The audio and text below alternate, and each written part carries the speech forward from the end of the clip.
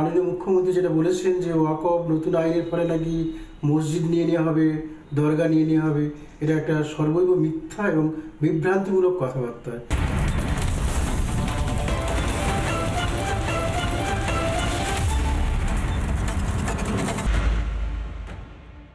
আপনারা জানেন ওয়াকফ board quasi judicial function করে।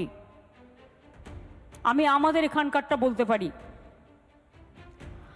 আমার যেমন অধিকার নেই যে কোনো মানুষের ব্যক্তিগত সম্পত্তির উপর অধিকার করা,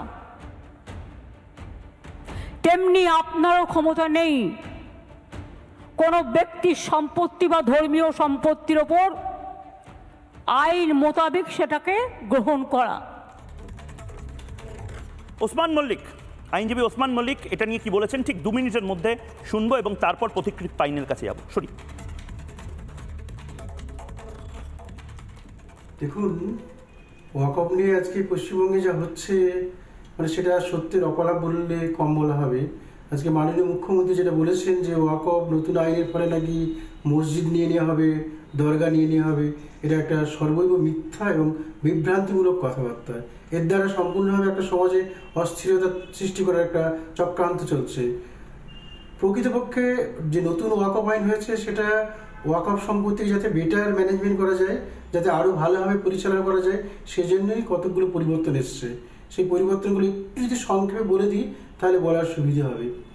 যেমন আগে যে ওয়াকফ সম্পত্তিগুলো ছিল পাবলিকের, সেগুলো ধারণা নিয়ে ওয়াকফ সম্পত্তিগুলো কোথায় রয়েছে, কতটা পরিমাণে রয়েছে, কিন্তু বর্তমান আইনে বলা হয়েছে সমস্ত ওয়াকফ সম্পত্তি সেন্ট্রাল পোর্টালে নথিভুক্ত করা হবে এবং সেন্ট্রাল পোর্টাল থেকে দেখতে পাবেন, ভারতবর্ষের কারো বিশ্বের সবাই দেখতে পাবে যে কী কী ওয়াকফ প্রপার্টি রয়েছে এবং কোথায় কোথায় রয়েছে এবং সেগুলো জবরদখল হয়েছে কিনা এবং সেগুলোকে আলাদাভাবে আত্মসাৎ করেছে কিনা সেগুলো সুস্পষ্টভাবে জানা যাবে। এটা একটা পরিবর্তন এসছে।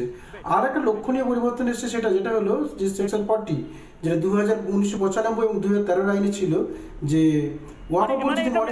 মানে এটা মিথ্যাচার এবং ঠিক সেই জায়গা থেকে আমি প্রতিকৃত আইনের কাছে যাওয়ার আগে 3 নম্বর মিথ্যাচার মমতা বন্দ্যোপাধ্যায় কি করেছেন, বিএসএফ এর ওপর সমস্ত দায়ভার, কিন্তু বিএসএফ কে তো জমি দিচ্ছেন না মমতা বন্দ্যোপাধ্যায় 3 নম্বর মিথ্যাচার কি শুনি।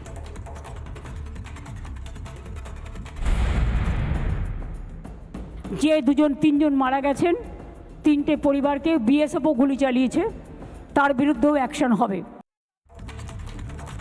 বিএসএফ এর ওপর সমস্ত দায়ভার চাপিয়ে দিল, কিন্তু প্রতিকৃত আইন আপনি যদি এবার একটু ভালো করে বুঝিয়ে দেন যে ফ্যাক্ট চেক করে মমতা বন্দ্যোপাধ্যায় কেন এটা মিথ্যা কথা বলছেন এবং আসলে বিএসএফ কে জমিই নাকি।